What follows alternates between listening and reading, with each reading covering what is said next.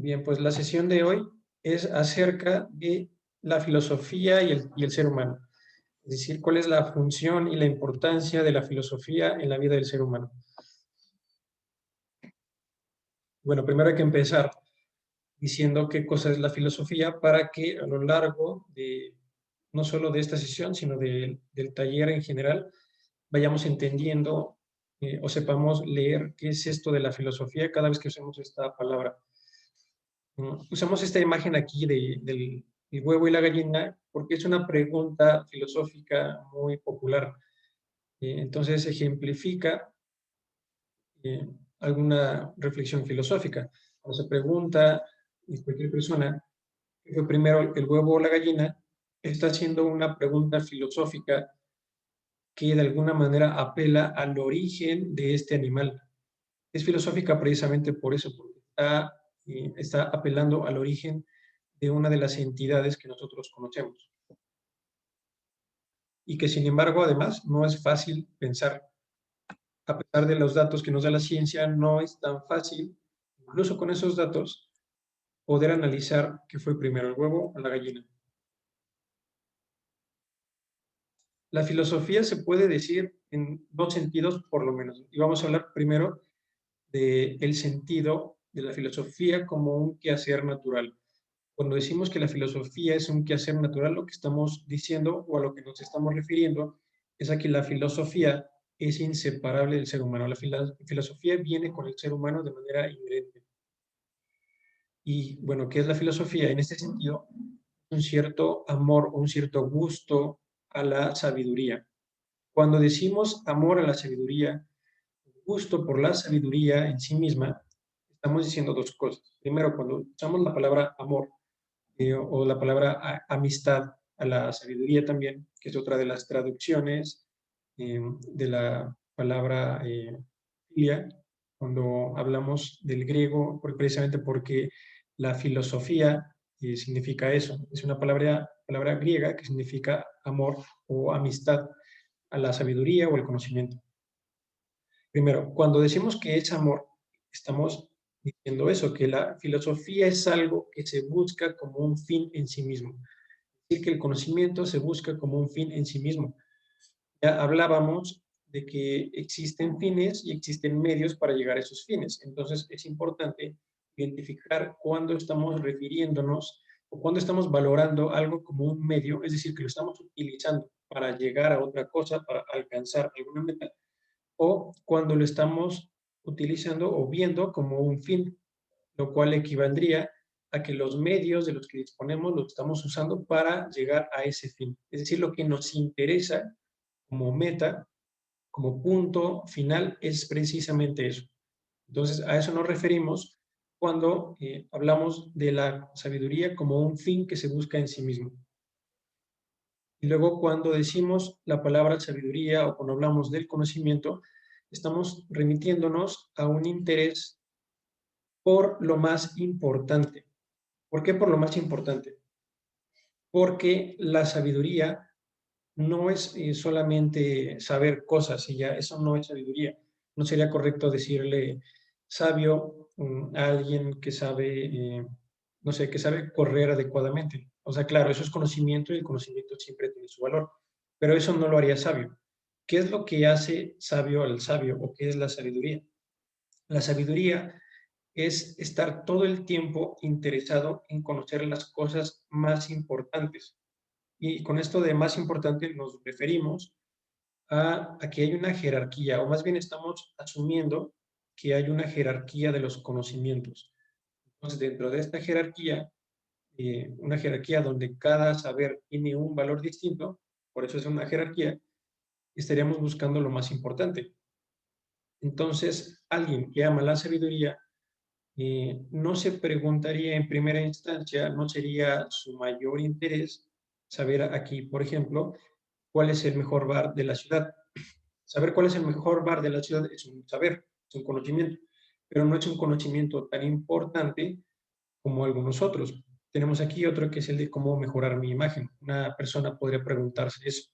Igual, esta pregunta no estaría apelando a una sabiduría a la posesión de la sabiduría en la persona, por parte de la persona, precisamente porque tampoco es un conocimiento que tenga un valor tan alto como para que podamos considerarlo dentro de la jerarquía en los puestos más altos.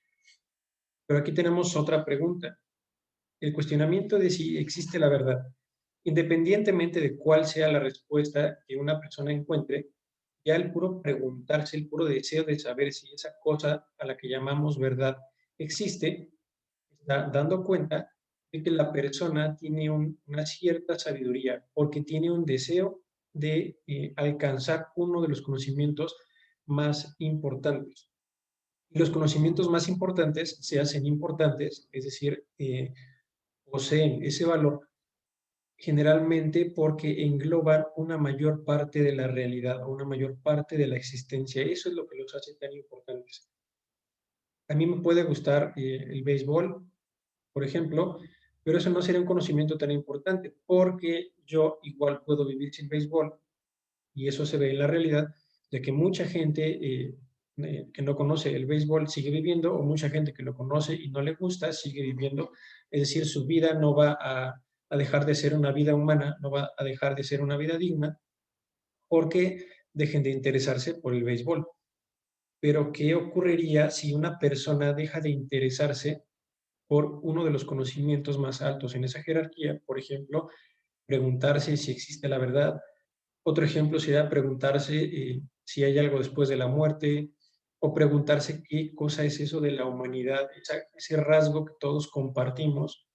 Esas cosas son muy importantes porque son muy globales, es decir, abarcan gran parte de la realidad y además nuestra misma forma de vivir no tendría la misma calidad si no nos preguntáramos eso de vez en cuando. Es decir, alguien que muestra un desinterés por estas preguntas es alguien que muestra de alguna manera un desinterés también por su propia vida. Y bueno, el segundo sentido de la filosofía y el más importante. Primero, filosofía ya vimos como un quehacer natural, es decir, como una inquietud que ya viene dada naturalmente en el ser humano. El segundo sentido, que es el más importante, es el de filosofía como una ciencia. Esto incluso en los círculos filosóficos, en la academia, se discute mucho hasta la fecha de si la filosofía es una ciencia o no. Se discute precisamente porque la filosofía, o mejor dicho, los filósofos han llegado a cometer errores, pero que cometan errores no significa que ellos, es decir, no significa que el error mismo sea el representante de la disciplina a la que ellos se dedican. Entonces, eso se parecería un poquito a lo que veíamos de la falacia del accidente. Estar confundiendo el accidente con una generalidad, cuando solamente es algo accidental, es algo contingente, es algo que prácticamente ocurrió como por casualidad. Lo que sí le corresponde a la filosofía como ciencia, eh, pues es tratar de alcanzar, y como toda ciencia, pues ciertas verdades. Entonces, vamos de nuevo eh, a esta clasificación o caracterización de la ciencia para que podamos identificar en la filosofía cuáles son sus rasgos como ciencia. Primero tenemos que la filosofía posee un objeto material. En la lógica, solo para recordar cómo se utiliza esta caracterización, en la lógica el objeto material era el pensamiento. En la filosofía, el objeto material es toda la realidad. Por eso estas imágenes, porque pues, hay un poco de matemática, hay un poco de física, hay un poco de genética, incluso el tema del amor, que es tan difícil y tan complejo. Tenemos el tema de la tecnología, tenemos un poco de biología, pero bueno, son algunos ejemplos. Cualquier cosa en realidad que se nos pueda ocurrir, cualquier cosa en tanto que exista, es objeto material de la filosofía, lo que sea. Es decir, todo es objeto material de la filosofía. ¿Cuál es su objeto formal? Es decir, ¿qué es lo que a la filosofía le interesa acerca de este objeto material? ¿Qué le interesa a la filosofía acerca de la realidad? Esa es la gran pregunta que hay que responder para entender cómo se especifica la filosofía como ciencia. Pues lo que le interesa son las últimas causas. Otra forma de decirlo es que le interesan las causas supremas. Y esto quiere decir que lo que a la filosofía le interesa es aquello que constituye los límites del razonamiento. No digo los límites de la razón, porque estaría diciendo lo que le interesa es estudiar la razón y sus límites. No, no solamente eso. O sea, lo que acabo de mencionar le interesa, pero no solamente, sino que al decir que le interesan los límites del razonamiento, quiere decir que le interesa la parte de la realidad más lejana a la que puede llegar la razón. Es decir, más allá de eso, sacar conclusiones ya no sería algo racional, ya no sería algo en tanto que ciencia. Entonces, lo que le interesa a la filosofía es eso, las causas supremas. Por ejemplo, a la filosofía le interesa averiguar qué es lo real. ¿Por qué lo real sería estar buscando una causa suprema? Porque yo puedo preguntarme si, si ese sueño que tuve hace 2 días es real o no. Yo puedo preguntarme si esa sombra que vi pasar de repente un día en la noche en mi habitación es real o no. Pero esas preguntas no son filosóficas porque solo me estoy refiriendo a un pequeño trazo, un pequeño recorte muy, muy pequeño de la realidad y cuya respuesta puede ser algo tan sencillo, es decir, empleando mi razón puede ser algo tan sencillo como que por un descuido, yo de reojo creí haber visto algo simplemente por el juego con las sombras y la luz. eh, no sé, puede que mis lentes se hayan movido o me hayan causado la impresión o la sensación de que había algo en la habitación. En fin, eso no es una respuesta filosófica, no es una pregunta filosófica. Cuando la filosofía se pregunta qué es lo real, sí es una pregunta filosófica, es una causa última, porque lo real es algo que atañe absolutamente a todo lo que nosotros podamos pensar, percibir, todo lo que podamos vivir. Todos los objetos de todas las ciencias son, es algo que comparten, precisamente porque estamos hablando de entidades. Todas las entidades poseen algún grado de realidad. Cuando la filosofía se pregunta qué es lo real, está llegando muy lejos, porque no se está preguntando solamente si esto o aquello es real, no se está preguntando tampoco si este conjunto o aquel conjunto de cosas, por ejemplo, si el objeto de la física y además el objeto de la biología son reales, sino que conjuntamente está preguntando por todas esas cosas, sin hacer en este momento una distinción que ya estaría separando las preguntas, como lo que sería una pregunta física y una pregunta biológica. Entonces une todas esas correspondencias o esas características en común, algo que comparten los seres reales, y entonces se pregunta qué es lo real. Por eso es una causa última, porque más allá de eso, es decir, una vez que la razón esclarece qué cosa es lo real, ya no hay algo más allá, no hay una pregunta ulterior acerca de la realidad. Bueno, lo mismo ocurre con cada uno de los temas filosóficos. Se llega hasta donde la razón puede llegar.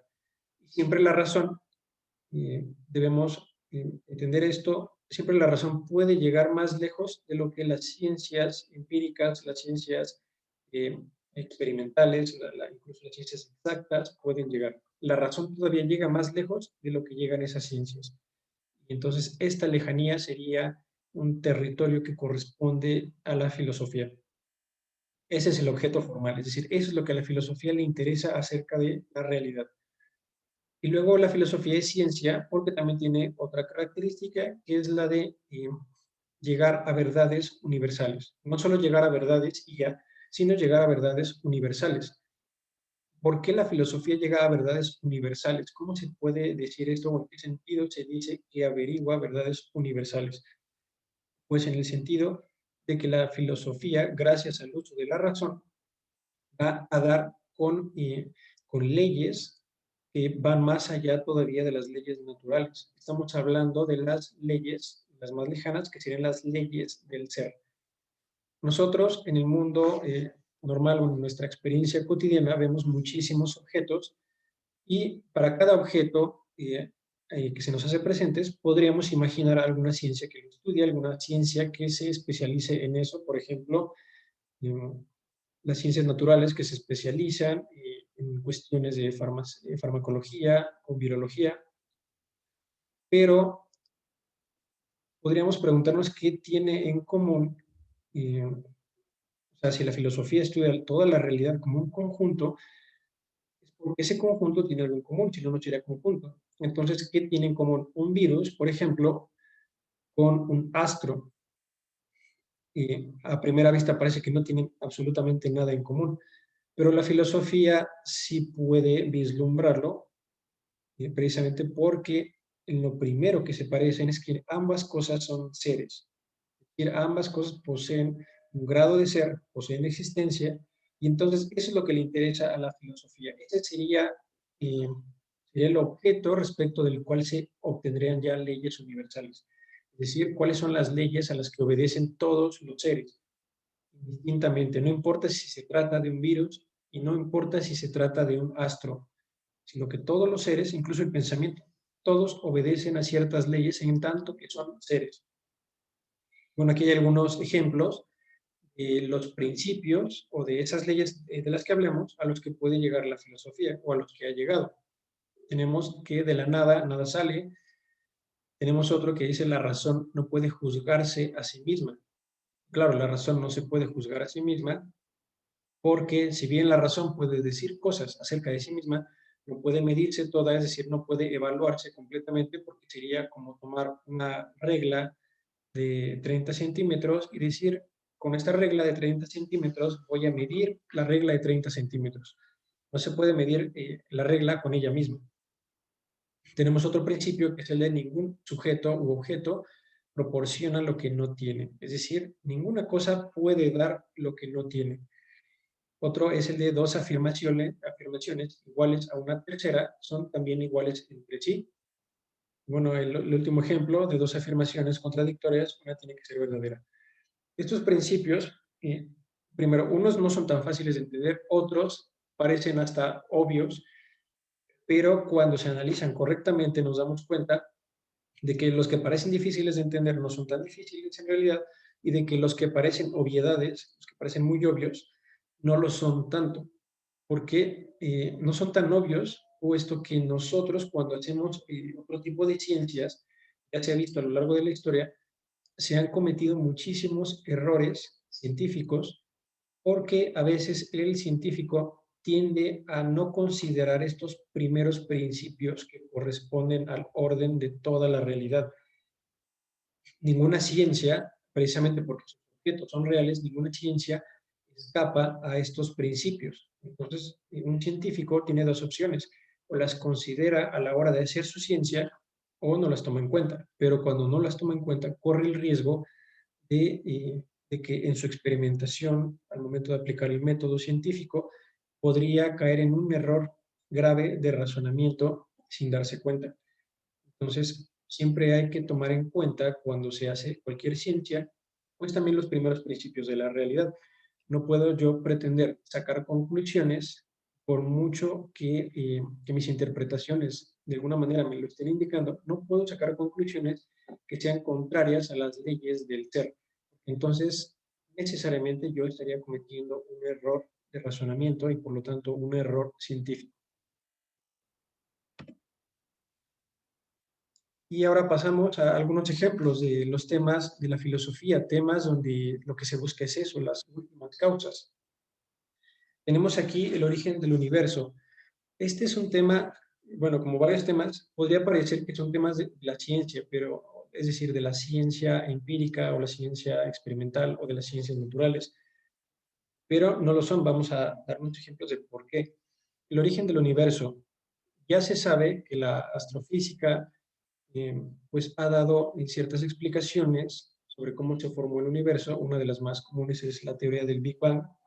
La teoría del Big Bang es una teoría científica, claro, es una teoría científica, pero no habla sobre el origen del universo. El Big Bang lo que hace es dar una explicación de la expansión del universo desde su primer momento, es decir, momento en el que no estaba expandido y luego momento en el que se expande. Esto no habla de ningún origen, repito, solo habla de un movimiento, es una teoría sobre el movimiento del universo, porque hablar de un origen es hablar o es apelar al momento en el que surgió el universo.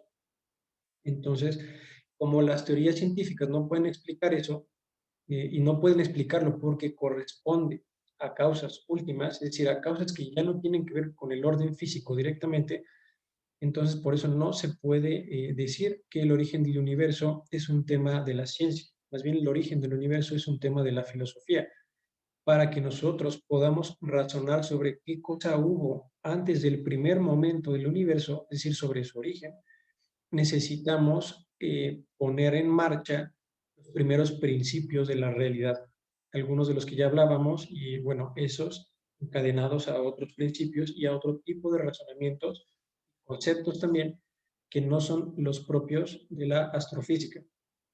Tenemos otro tema, el origen del ser humano, es lo mismo.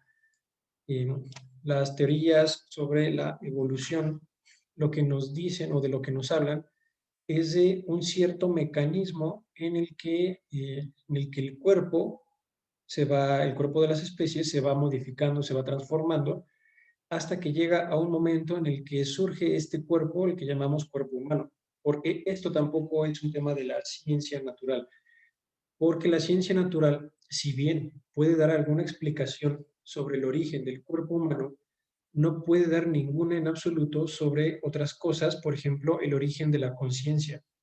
No puede dar explicación sobre el origen de la moralidad, no puede dar explicación sobre el origen de la percepción estética, es decir, de las capacidades artísticas. Recordemos que la capacidad artística en un ser humano es una expresión de que hay una necesidad intrínseca de externar o de materializar eso que nos desborda y que existe o que habita en la interioridad, cosa que no tienen los animales. Si los animales lo tuvieran, los animales, tendríamos animales haciendo arte, y no es así. Entonces, de hecho, eso también tiene que ver con el lenguaje. Si existe el lenguaje es porque primero existe una necesidad, un impulso vital que nos lleva a tener que decir, a querer hacer común aquello que llevamos dentro.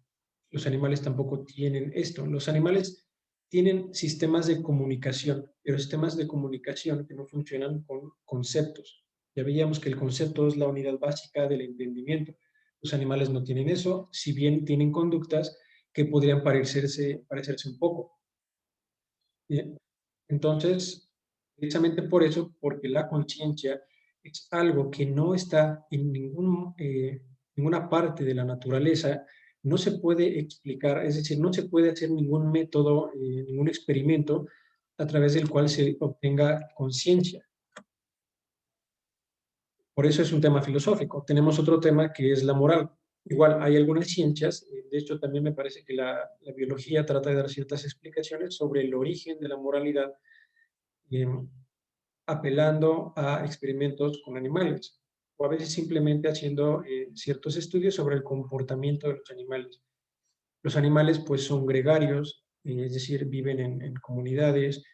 Los animales se buscan, vemos determinadas conductas muy particulares, tratándose de las madres, los animales que son madres, cuidando a sus pequeños, cosas que se parecen un poco a lo que nosotros llamaríamos moral.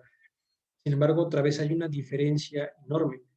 La diferencia está tan solo en el aspecto de la libertad. El animal sí tiene conductas que parecen morales, tiene conductas que nos conmueven a nosotros como seres humanos, pero el animal no tiene libertad. Entonces, toda vez que el animal no tiene libertad, no podríamos atribuirles ninguna capacidad moral.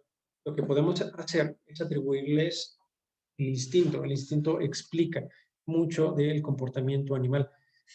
Pero de nuevo, ni la moralidad se puede externar, se puede extrapolar al mundo de los animales, ni viceversa, no se puede reducir eh, toda la acción humana a puro instinto. Si tuviéramos que el ser humano actuara por puro instinto, ocurriría que no existiría ninguna culpa, ningún remordimiento. eh, Estaríamos hablando de una sociedad que ni siquiera podríamos imaginar, no podemos imaginar una sociedad humana donde no existiera la libertad, donde no existieran las decisiones morales. Ejemplo es el conocimiento. La pregunta por el conocimiento mismo. Esto me parece que es un tema que se ve más claramente porque es filosófico. Bueno, el conocimiento es una cosa inmaterial, es una cosa muy extraña que consiste en tener en la mente la forma de las cosas que nos vamos encontrando a través de la experiencia. Eso es el conocimiento. Entonces, todos los procesos, todos los pasos que tienen que ver con la adquisición de un dato, desde el momento en que yo abro los ojos, desde el momento en que yo con mis sentidos percibo algo, desde ese momento hasta el momento en el que yo tengo en mi mente el completo entendimiento, completo en el sentido de que es adecuado, no en el sentido de que yo conozca absolutamente cómo son las cosas en sí mismas. Entonces, todo eso corresponde a una parte de la filosofía que es la nociología o teoría del conocimiento, cuyo objeto, cuyo tema es precisamente eso. Cosa es conocer. Y tenemos otro que es el de la realidad, uno de los temas más importantes de la filosofía.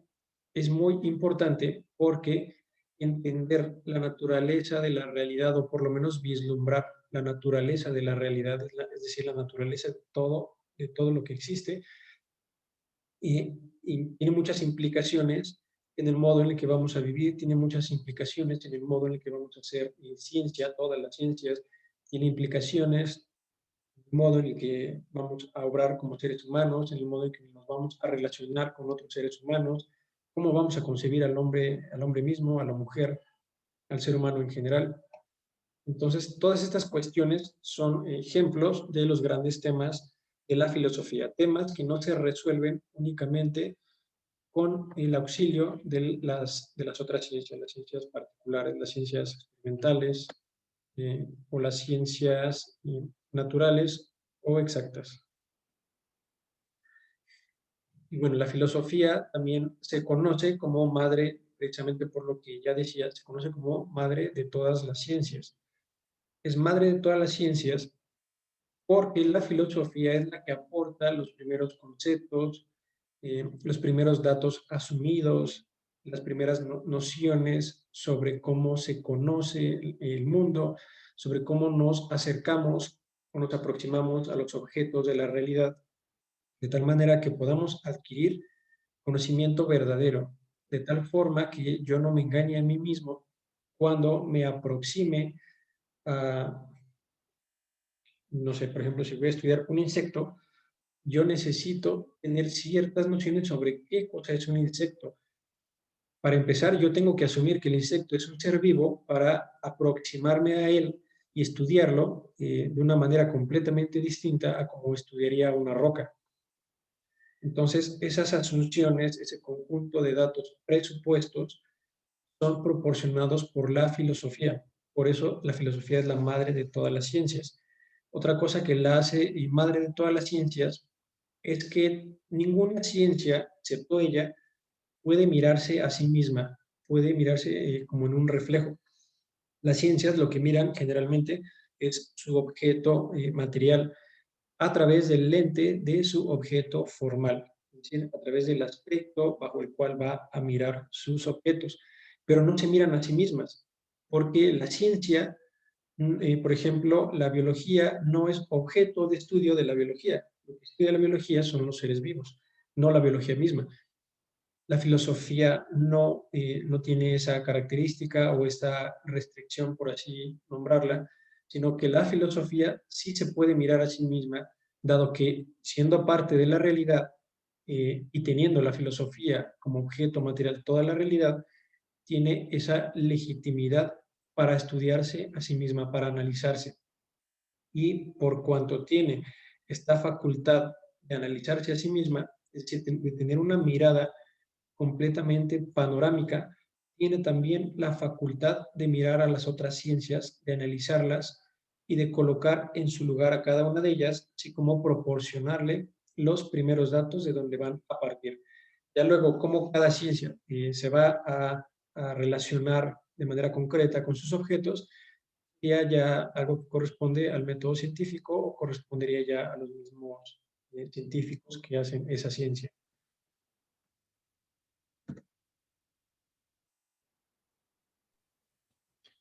De acuerdo, pues en la videoconferencia de introducción al taller hablábamos sobre cierto desencanto hacia la filosofía. Ya explicó René el por qué la filosofía es una ciencia y, digamos, su lugar dentro de las ciencias.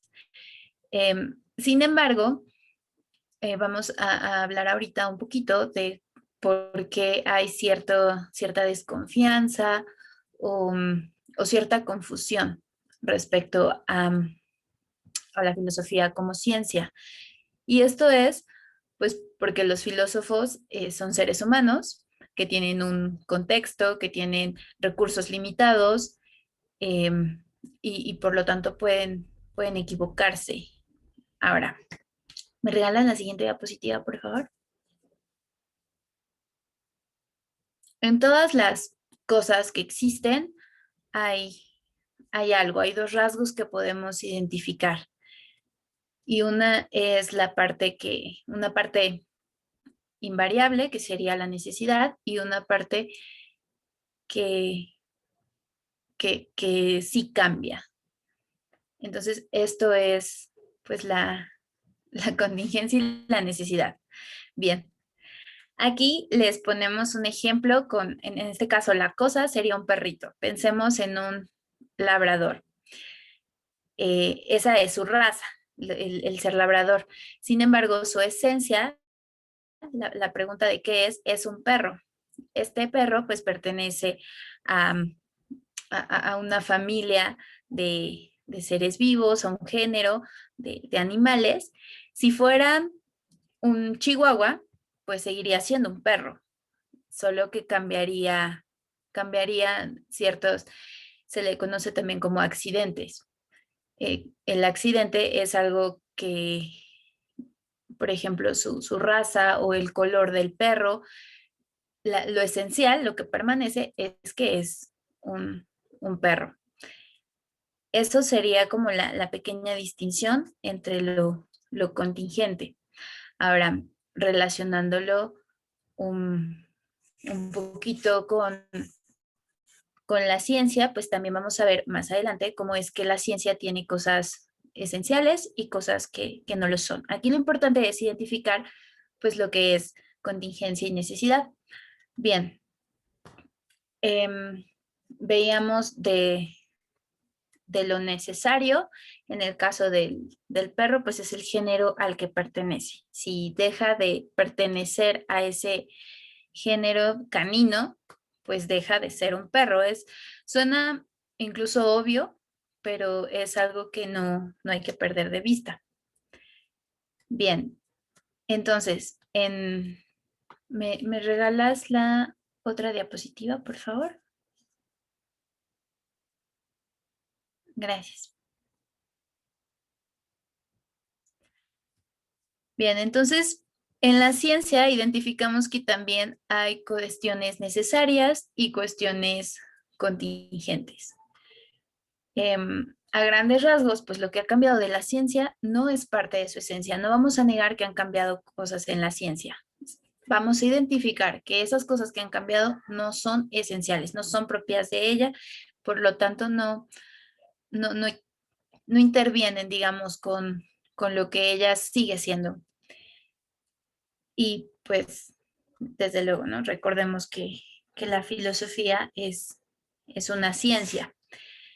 Bien, entonces, en la parte contingente tenemos el carácter histórico. Tenemos que la ciencia se ha visto, digamos, intervenida de distintos elementos, como ya lo veíamos, el contexto, la forma en la que es vista en la época. Incluso hay actualmente algo muy conocido que se conoce como el paradigma, pero eso es totalmente contingente, eso no es parte de su esencia. Sin embargo, pues está sujeta a cambio. El hecho de que haya cierto paso del tiempo, eso implica que hay cambios. Implica que va a haber distintas perspectivas, que se van a decir distintas cosas de ella.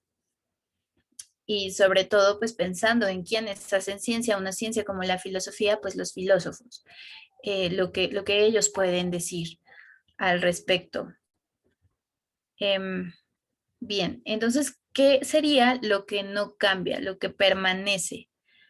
Pues serían precisamente las cosas que se han logrado obtener con ella, como lo es el conocimiento verdadero. Ya lo veíamos desde el principio, que una de las características de la ciencia pues es que aporte conocimiento verdadero.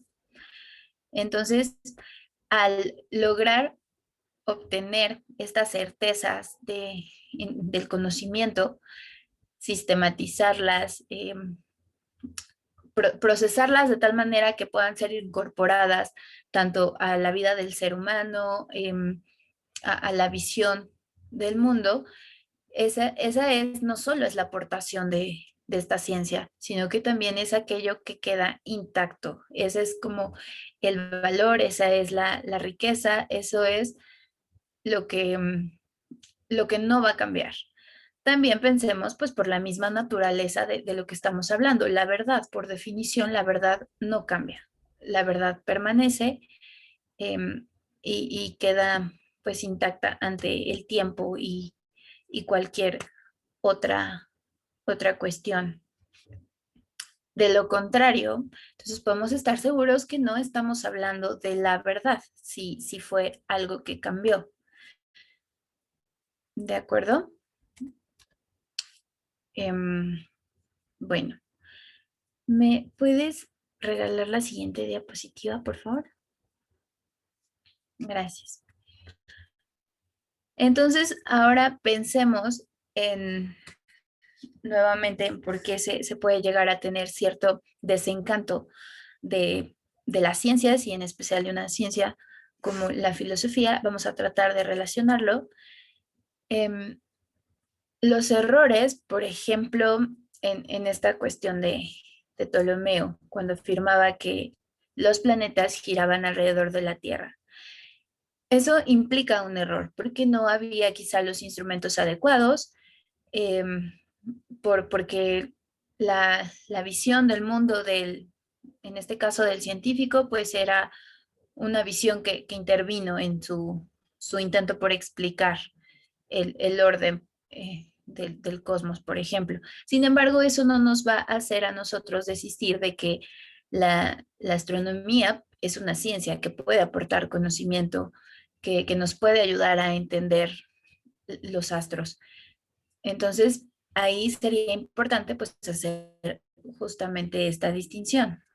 Fue contingente el que no tuviera los instrumentos adecuados o el que tuviera una visión subjetiva para hacer su ciencia. Sin embargo, el estudio y lo que puede producir, la verdad a la que puede llegar, eso no cambia como ciencia. Ahí, ese es un poco como lo que intento separar. Y bueno, hablemos ahora, por ejemplo, de este filósofo Nietzsche. Él pues defendía una idea de un ser humano con una naturaleza de autolegislador, pero que al final de cuentas, pues eso, el decir, ok, yo no voy a obedecer a nadie, no quiero aprender de nada, pues también puede da pie a que se tomen decisiones que más bien dañen a otros y por lo tanto también se daña a sí mismo. Entonces, eso no implica que la filosofía, por ejemplo, en sí misma sea la que esté diciendo eso. Sería, pues creo que se nota el absurdo. Sin embargo, a lo que sí podemos apuntar es como el papel ideológico que estas afirmaciones del filósofo tuvieron para el desarrollo del nazismo, por ejemplo. Si bien no coincidió históricamente con los nazis, sí tuvo sus ideas, sí impactaron en esas acciones. Entonces, pues aquí podemos aplicar esta cuestión del análisis de determinados discursos, de las consecuencias que pueden llegar a tener, el impacto también de las ideas y concretamente, pues aquí podemos ver claramente que lo que diga un filósofo, eso no le da mayor grado de ciencia o le quita a la filosofía. Eso tiene que ver, hay que identificar justamente que eso tiene que ver con la formación del filósofo, con su contexto, con otras cosas, con lo contingente. Bien. ¿Me regalas la última, por favor? Entonces aquí vamos a ver dos conceptos con los que nos vamos a familiarizar a lo largo del taller, que son pues bastante importantes, ya lo veíamos desde la primera sesión. La razón. Bueno, pues por la propia estructura de la razón, veíamos que la razón pues es inseparable del ser humano y veíamos que tiene procesos rigurosos de manera que podemos identificar cuando es un uso recto de la razón. Entonces, también podemos afirmar que la razón es infalible al realizar sus operaciones. Por ello, pues la razón no se equivoca. De ahí la importancia de identificar estas operaciones y de lograr identificar cuando estas operaciones se han hecho de manera incorrecta, pues para poder entender cuando algo no es razonable y no es un razonamiento correcto. Entonces, en la ciencia de la filosofía,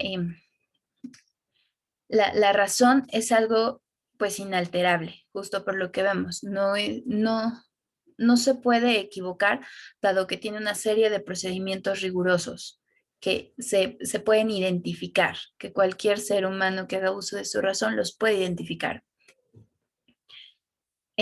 Sin embargo, aquí también hay que hacer la distinción, ¿qué es entonces lo que ocurre cuando alguien que está pues haciendo estos procesos, sin embargo, se equivoca? Bueno, lo que sí falla, pensemos ahora en las facultades de la mente, ¿no? La razón, la voluntad, la sensibilidad. Bueno, pues la voluntad es la que sí se equivoca cuando elige el uso adecuado de la razón o no, o se deja llevar por conclusiones erróneas.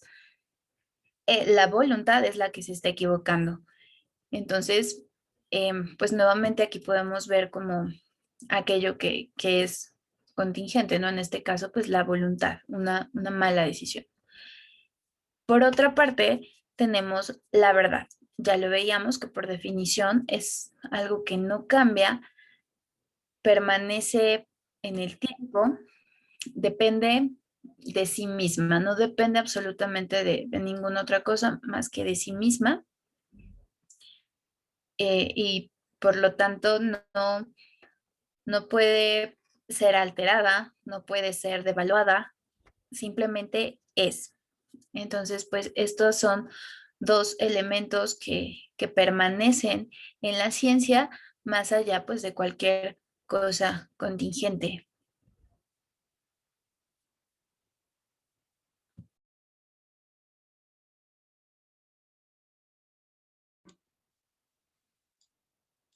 Y pasamos al tercer tema de esta sesión, que es el de la lucha interminable. Esta lucha a la que vamos a hablar es la lucha entre la verdad y la falsedad. ¿Por qué es una lucha? Porque durante toda la historia, por lo menos cuando hablamos de unos 4 siglos más o menos antes de Cristo, desde ahí por lo menos, en toda la historia ha ocurrido una lucha, una contienda que no para, que no cesa, que consiste en dos grupos confrontándose. Un grupo es el de los que buscan la verdad, los que defienden la verdad, y otro grupo es el de los sofistas. Entonces vamos a hablar de los sofistas.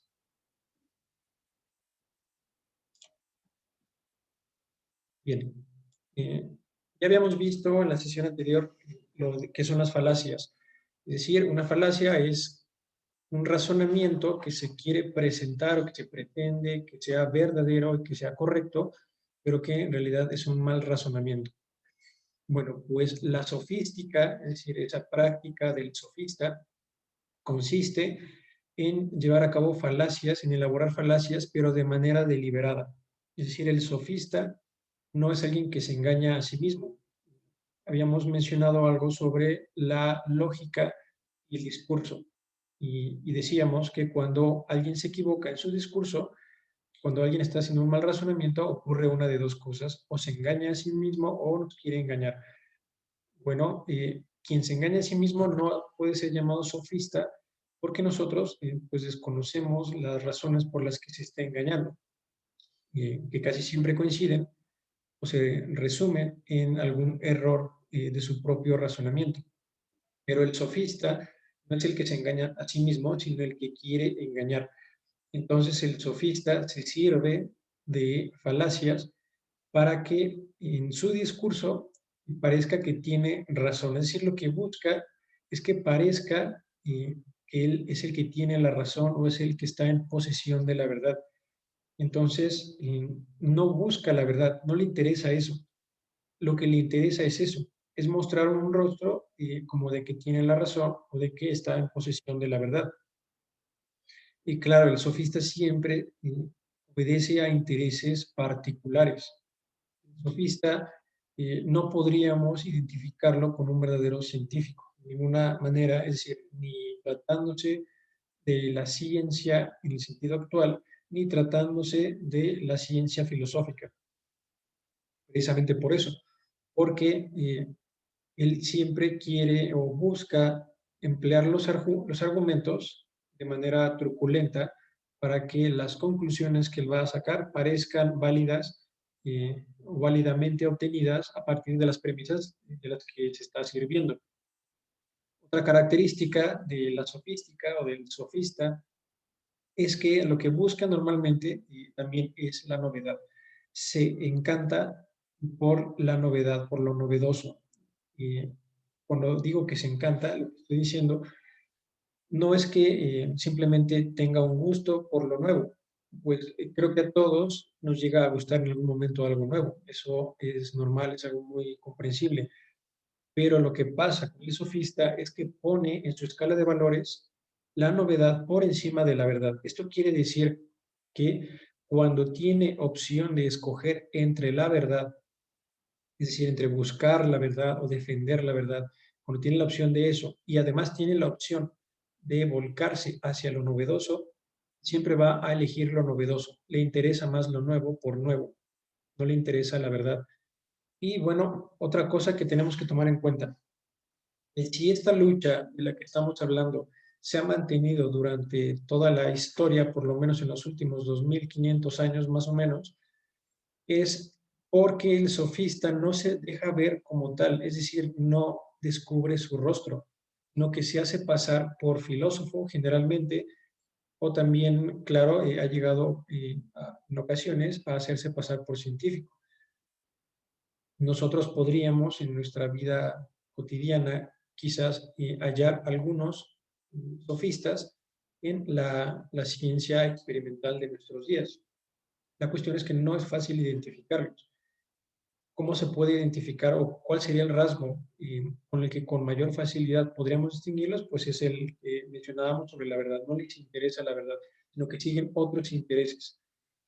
Entonces, cuando se trata, por ejemplo, de una búsqueda de reconocimiento por encima de la verdad, o se trata de la búsqueda de la novedad por encima de la verdad, es cuando podemos tener sospecha de que estamos hablando de un sofista. Ahora, ¿a qué se enfrentan los sofistas?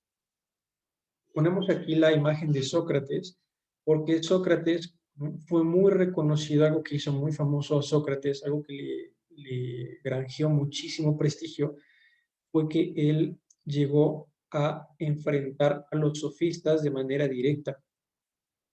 Lo que hizo Sócrates fue empezar a apelar directamente al público, es decir, él se acercaba a las personas, él les hacía preguntas, para que a través de las preguntas que él hacía, las personas pudieran averiguar la verdad.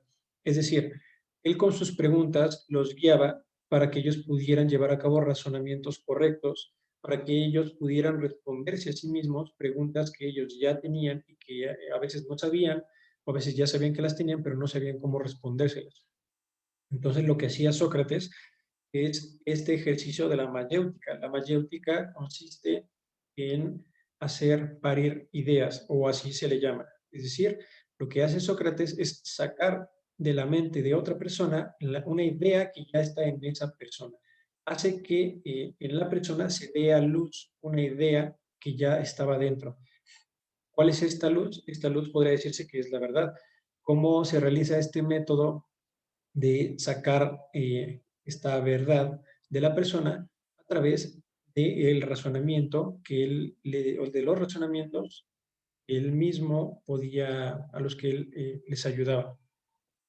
Y bueno, no es que Sócrates siga vivo y que él haya estado luchando contra los sofistas, pero lo que sí siguió vivo, lo que nunca murió y que Sócrates vino a despertar es la sed por la verdad, no solo por buscar la verdad, es decir, buscar el conocimiento, buscar el saber, sino también defenderla.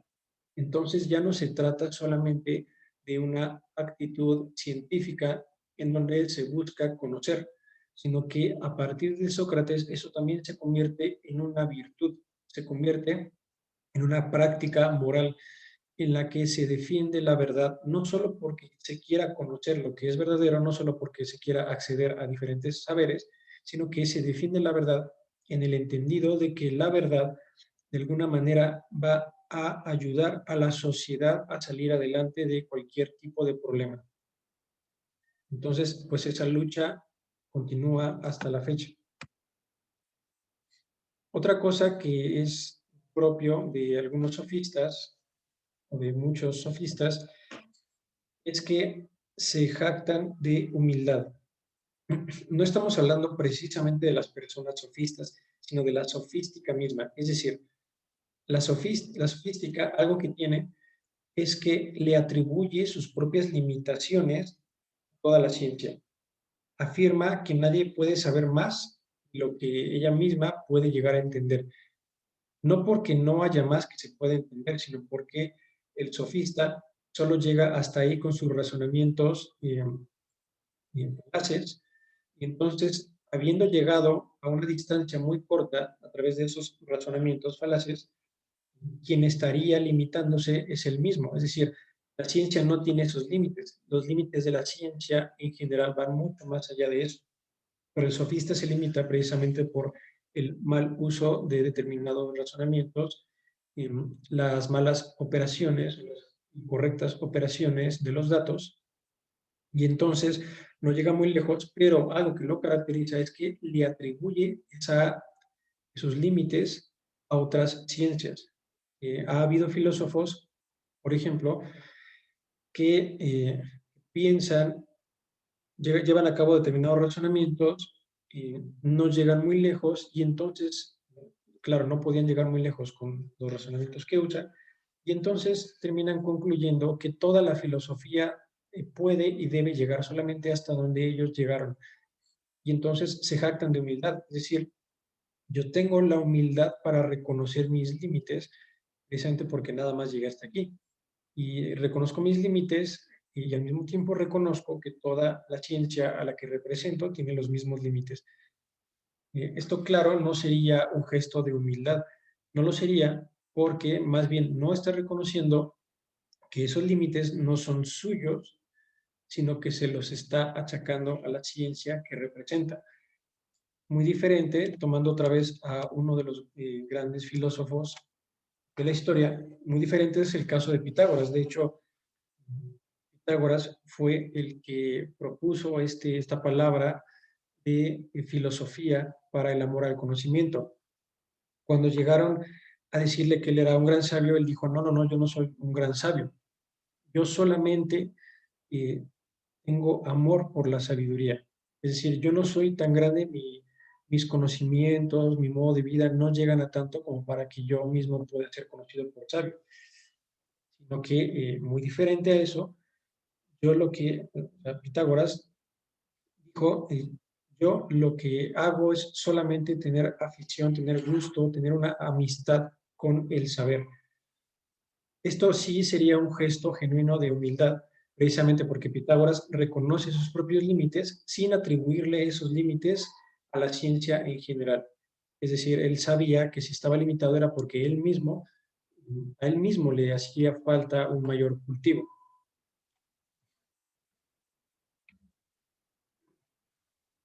Ahora, claro, puede ser comprensible de alguna manera que se hayan mantenido los sofistas o la sofística a lo largo de la historia, precisamente porque el saber siempre exige valentía. No es algo como simplemente, no sé, levantarse temprano, presentarse en la universidad o presentarse en un curso, en un taller y prestar atención o quedarse con los datos, sino que el saber exige valentía porque hay muchísimos saberes, es decir, hay muchísimas verdades que no son fáciles de entender. Hay otras que, si bien son fáciles de entender, no son nada fáciles de digerir porque perturban, desagradan, incomodan. Pueden pasar muchísimas cosas en nuestro interior cuando nos enfrentamos a determinadas verdades. Y luego se requiere valentía no solo por eso, no solo porque entender algo sea difícil o sea perturbador, sino porque además defender luego ese conocimiento, es decir, yo estoy en posesión de este dato, yo estoy en posesión de este conocimiento, entenderlo tampoco es algo fácil, no implica una cosa ligera como a veces se suele pensar, porque muchas veces cuando alguien quiere defender un conocimiento, ese conocimiento, si no es bien entendido o bien recibido por otros, por las mismas razones que estamos exponiendo, quien se expone es la misma persona. Es decir, la misma persona puede llegar a tomar riesgos, se arriesga a perder alguna amistad, a perder algún prestigio, algún reconocimiento. Entonces, estas cosas también, también la historia nos ha mostrado que han pasado muchísimas veces. A algún hombre de ciencia no se le ha reconocido en su momento, sino hasta siglos después, su genialidad, o no se le ha reconocido que lo que defendía era verdadero o que era algo razonable.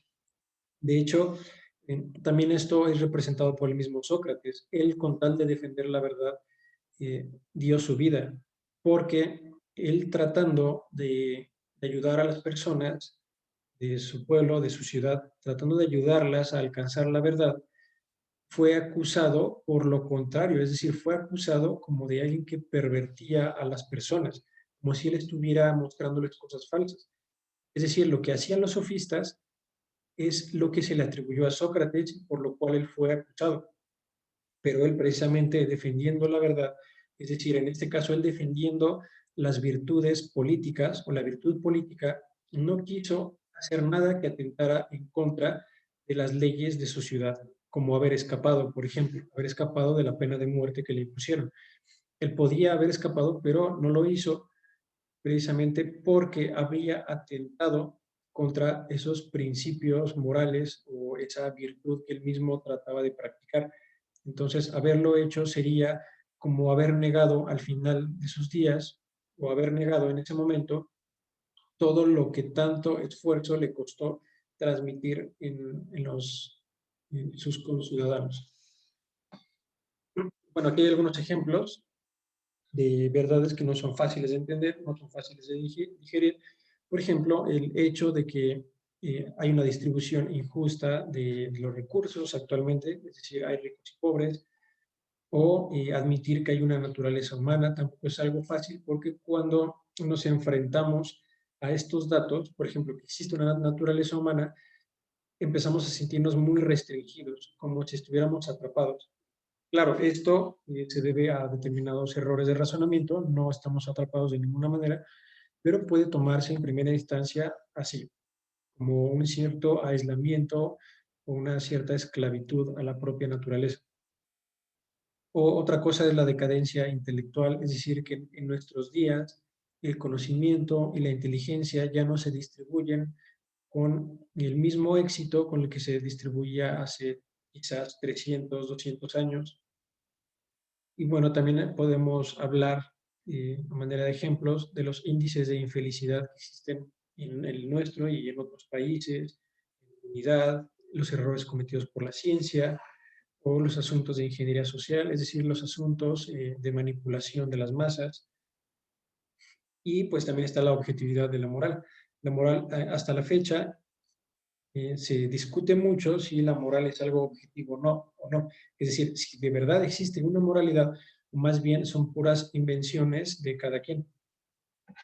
Tal es el caso de las situaciones en donde se dice que la moralidad es pura cuestión de opinión.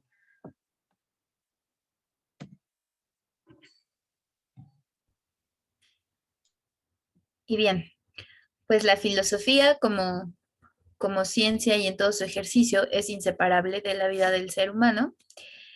Hablábamos de las facultades de la mente, una de ellas pues es el intelecto y la razón es parte de los procesos que realiza el intelecto. Ahora, pensemos en el objetivo de la filosofía. La filosofía puede dar cuenta de las cuestiones últimas, aquellas en las que después de haberse preguntado todo lo que se podía preguntar, ya no se conoce nada más, ¿no? Digamos, el límite de hasta dónde se puede conocer, esas son las cuestiones últimas y esas son las cuestiones a las que llega la filosofía. Ahora, pensemos en que justo esta pregunta, si tenemos algo que queremos conocer y nos preguntamos por qué, vamos a llegar a estas cuestiones últimas. Y vamos a llegar, por ejemplo, a que ese algo es un ser. Y pues hay un filósofo que hizo como famosa esta pregunta, ¿por qué el ser y no la nada?, que habló sobre la ontología. Entonces, a lo que quiero llegar es que la pregunta del por qué justo nos lleva a una pregunta bastante profunda por la existencia misma. ¿Me regalan la siguiente diapositiva, por favor? Ahora, si nosotros pensamos en quiénes son los que incluso se le conoce como la edad de los porqués, quiénes son los que llega a un punto en el que preguntan el porqué de todo, pues los niños y la parte de la infancia, pues es una etapa natural en todos los seres humanos.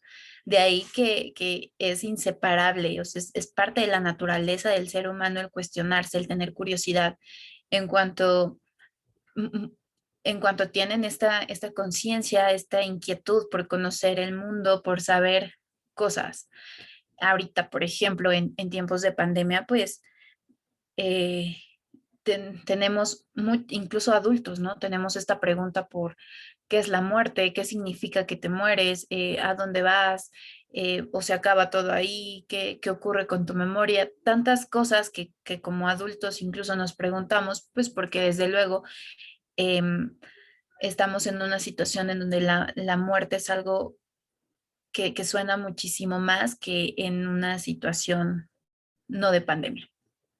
Entonces, los niños preguntan cuando alguien fallece, manifiestan esta curiosidad que si bien puede dar muestra de que son preguntas importantes porque son preguntas de la vida, del fin de la vida, de cambios pues trascendentales.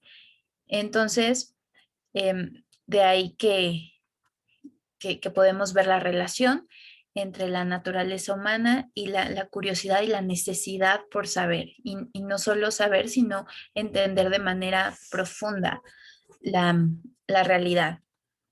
Bien, entonces, ¿me regalas la siguiente diapositiva, por favor? Ahora, ¿cuál sería la consecuencia de que a un niño se le nieguen estas respuestas? Si el adulto no las conoce, pues que haga un intento por entender lo que el niño está preguntando, que haga un intento por responderle de manera verdadera, que busque la verdadera respuesta, pues la, la consecuencia sería justo que el niño va perdiendo esa, esa curiosidad que tiene naturalmente porque se siente como si sus preguntas no fueran importantes o simplemente como si no hubiera una respuesta, como si no tuviera ya integrado un mecanismo como lo es la inteligencia, la razón para conocer estas respuestas. Entonces, lógicamente, pues si no ejercita su intelecto, si no ejercita el uso de su razón, de su recta razón, pues se van perdiendo e incluso se va privando de ciertas capacidades y lo cual también tiene que ver pues con el desencanto hacia la filosofía y hacia estas preguntas trascendentales como las que nos ofrece el análisis y la reflexión filosófica. Esto porque es importante. Bueno, pues en primera porque todos fuimos niños. Entonces hay que pensar cómo es que a nosotros se nos educó, qué se nos decía cuando nosotros preguntábamos em, qué, qué tipo de respuestas se nos daban, qué tipo de preguntas hacíamos, si nos seguimos haciendo esas preguntas. em, ¿Cómo fue nuestro desarrollo en ese aspecto, nuestra relación con el cuestionar, con el buscar respuestas? Y desde luego también si tenemos niños cerca, pues el hacer ese esfuerzo, ya que tenemos esta conciencia de lo importante que es responder, dar solución, dar respuestas, enseñar a conocer, enseñar a buscar la verdad, pues entonces también es necesario que nosotros lo compartamos con los niños más cercanos a nosotros. Em, y bien, pues esas serían como algunas de las consecuencias. ¿Me regalas la siguiente diapositiva, por favor? Ahora, pensémoslo de manera un tanto más global. Desde luego que un ser humano que sea privado del desarrollo de sus facultades humanas va a tener dificultades para relacionarse en el mundo, consigo mismo, con otros seres humanos.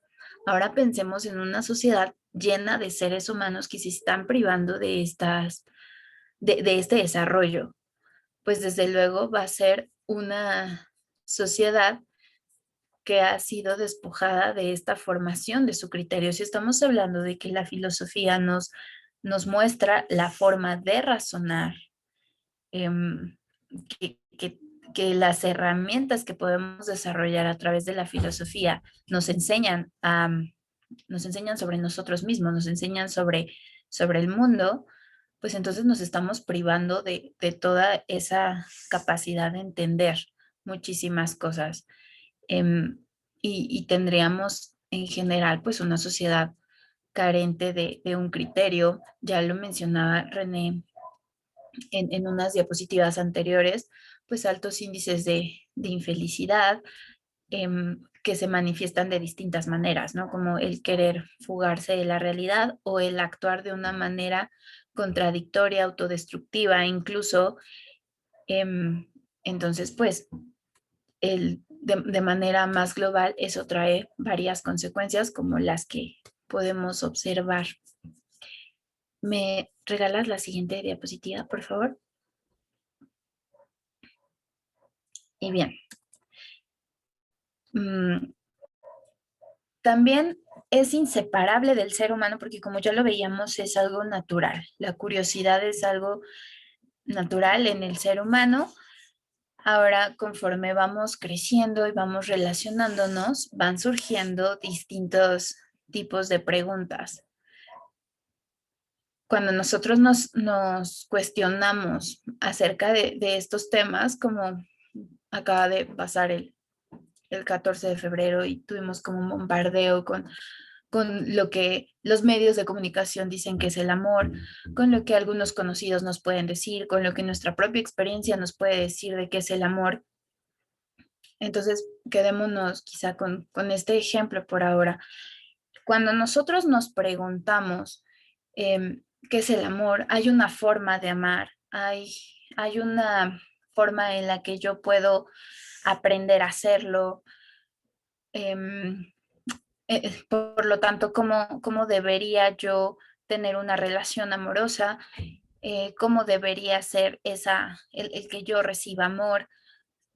Esas cuestiones ya son parte de una reflexión profunda, y desde luego pues es algo inseparable de la existencia misma, porque es algo que nos mueve en todo sentido. Nuestros pensamientos, nuestros sentidos también están puestos en esa pregunta, en esas experiencias, em, en esa situación sobre la que estamos reflexionando, e implica muchísimas cosas para nosotros. Entonces, pues la importancia de reflexionar de una manera adecuada al respecto es que nosotros podamos tomar decisiones de manera adecuada, ya que pues cualquier decisión va a tener un impacto en nuestra vida y en la vida de otros. Mm, y por último, ¿me regalas la última diapositiva, por favor? Gracias. Hay otro punto que puede causar bastante confusión. Muchas veces se dice que lo importante es la pregunta y no la respuesta. Entonces ahí ya podemos notar como un problema en este planteamiento, porque nos está diciendo que el objetivo, es más, como si la pregunta en sí misma no tuviera ya un objetivo. ¿Cuál es el problema con eso? Hemos estado hablando que el objetivo de un conocimiento es encontrar la verdad. Entonces, pues prácticamente está quitando completamente ese objetivo si nos centramos únicamente en la pregunta. Incluso suena absurdo, ¿no? Decir que una pregunta es importante independientemente de la respuesta. No, porque el sentido de la pregunta justamente es lo que vamos a obtener como respuesta, hacia dónde nos va a llevar esa, esa pregunta. Entonces, eso también podría hacernos caer pues en una serie de confusiones en las que estemos yendo hacia un lugar sin objetivo, sin saber a dónde queremos llegar, sin propósito, hacia dónde dirigir, por ejemplo, estas facultades, para saber cómo razonar, para conocer. Pues una de las consecuencias sería justo que hay cierta apatía por el conocer, porque si lo importante es la pregunta, pues realmente no me interesa hacia dónde me lleve. Y eso desde luego trae consecuencias. Em, Pensemos más bien la pregunta como una especie de puerta de acceso hacia algo que nos va a traer cierta riqueza, cierto aprendizaje, cierta enseñanza. En la realidad, pues eso sería la pregunta. No es como que la pregunta sea ya el final, es el medio, y pues justo no hay que confundir como es, estas dos jerarquías. Y bien, ¿me regalas la última diapositiva, por favor? Bueno, aquí hay una parejita de cotorritos, de periquitos, que son inseparables estos periquitos. Y uno se muere, el otro también. Entonces, pues justo es una forma, una analogía para mencionar que si a través del uso correcto de la razón desarrollamos nuestro intelecto, la cual es una facultad humana, desde luego si no lo desarrollamos, no podríamos ser plenamente humanos. De ahí la importancia de ver justamente el papel de la filosofía, de todas estas herramientas que nos brinda, y de reconocerlo como ciencia también, como conocimiento verdadero, de hacer pues toda esta explicación y este análisis de la sesión. Hay algo que menciona Giovanna que es muy importante. Aquí estas preguntas son algunos ejemplos de cuestionamientos que nos llegamos a hacer en algún momento de nuestra vida. Y presentamos estas preguntas precisamente porque muchas veces llegamos a pensar que hay preguntas que no se pueden responder de ninguna manera. Y sería un error, porque cuando creemos que una pregunta no puede ser respondida, entonces pasa una de dos cosas. O nos quedamos hasta ahí, es decir, ya no nos interesa seguirnos preguntando, o lo que ocurre es que valoramos a la pregunta como si la pregunta misma fuera muy valiosa sin respuesta. Entonces, aquí podemos ver a la filosofía en acción, cuando nos preguntamos cosas que a veces creemos que no tienen respuesta. Esas cosas, si muchas veces no conocemos la respuesta o incluso llegamos a creer que son pura cuestión de opinión, es porque es difícil responderlas, no porque no tengan una respuesta. Y generalmente la filosofía tiene una respuesta para cada una de las preguntas que en algún momento de nuestra existencia llegamos a plantearnos. Sería peligroso llegar a confundir el valor de la respuesta con la pregunta. Es decir, a veces pasa que cuando no entendemos muy bien en qué consiste la filosofía y aparte nos damos cuenta de que hay un montón de interrogantes cuya respuesta es muy difícil de encontrar, entonces creemos que en filosofía lo que vale son las puras preguntas. Como que mientras más difícil de responder mi pregunta, yo más filósofo soy o soy más filosófico. No se trata de eso, se trata de que tenemos que plantear preguntas, pero solamente porque planteando una pregunta buscamos una respuesta. Y al plantear cualquier pregunta, tenemos que esforzarnos por encontrar la respuesta. Nosotros no tenemos el interés o lo perdemos por encontrar la respuesta de cualquier pregunta que nos lleguemos a plantear.